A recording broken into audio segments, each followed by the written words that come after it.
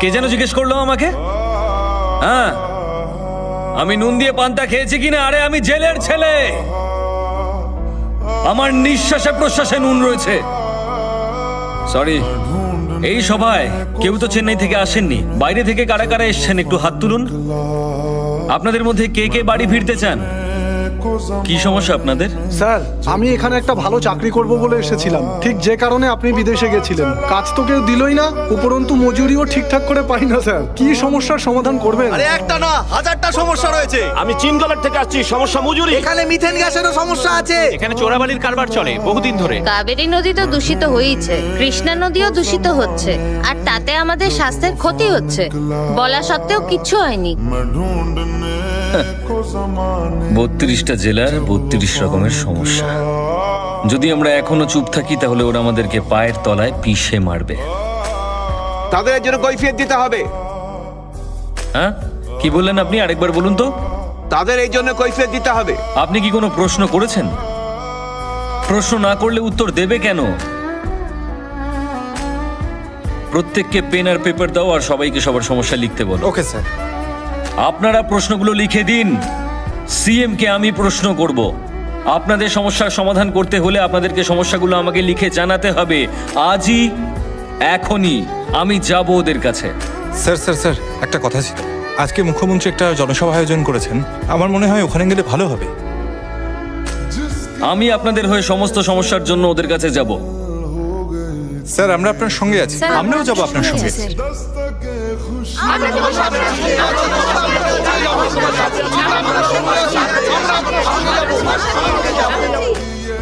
আমি একা গেলে কাজটা তাড়াতাড়ি হবে, কিন্তু আপনারা সকলে গেলে যে কোনো রকমের ঝামেলা হলেও হতে পারে। তাই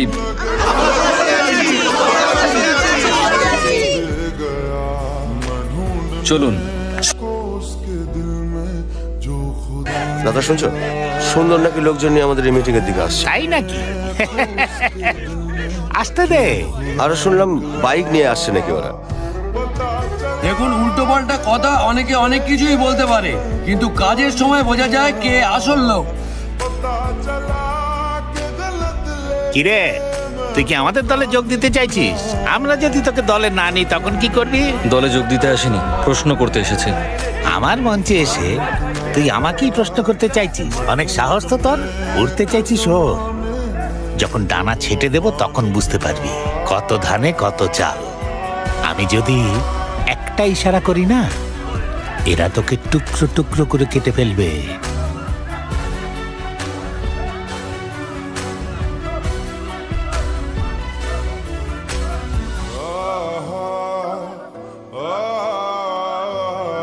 এই রাজ্যের 32টা জেলায় 32 রকমের সমস্যা রয়েছে স্যার। রাজ্যের জনগণ প্রচন্ড কষ্ট পাচ্ছেন। আপনি যদি এই ইলেকশনে জিততে চান তাহলে মাইকে গিয়ে প্রতিশ্রুতি দিন, আমি আমার নমিনেশন উইথড্র করে নেব।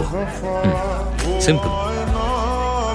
তুই যে স্কুলে পড়েছিস না, তার হেডমাস্টার ছিলাম আমি, আর তুই আমাকেই শেখাতে এসেছিস। আমি ভীষণ ভয় পেয়ে গেছি রে। চল বাড়ি চলে যাই।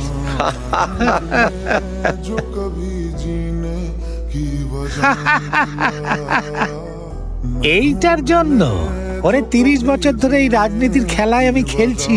নির্বাচনের সময় কি করতে হয় সেটা আমি জানি। এই রকম প্রতিশ্রুতি আমি প্রতিবারই দিয়ে থাকি।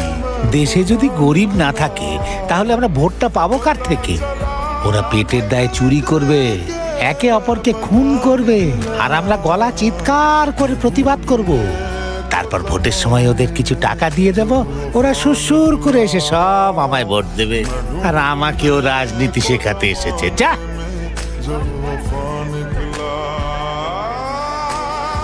না, আপনি বোধহয় একটু ভুল করছেন না। ওরা নিজেদের খিদে আর কষ্টটাকে সহ্য করতে পারে, কিন্তু আপনি যদি ওদেরকে কুকুর মনে করেন না, তাহলে কি হবে জানেন? কেটে পিস পিস করে দেবে।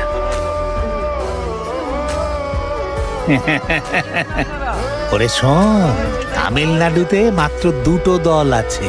একটা হলো আমার, আর একটা হলো যে মাইকে দাঁড়িয়ে কথা বলছিল তার। এখন তো সেও আমাদের দলের সঙ্গে যুক্ত হয়েছে, কাজেই এখন আমাদের ফুল মেজরিটি। দেখ, ভোট হলে আসন সংখ্যা বেশি আমাদেরই থাকবে। আর যে ভোটগুলো পাওয়া যাবে না তাদের কিছু পয়সা খাওয়ালেই সুর করে ভোটগুলো আমাদের দিয়ে দেবে।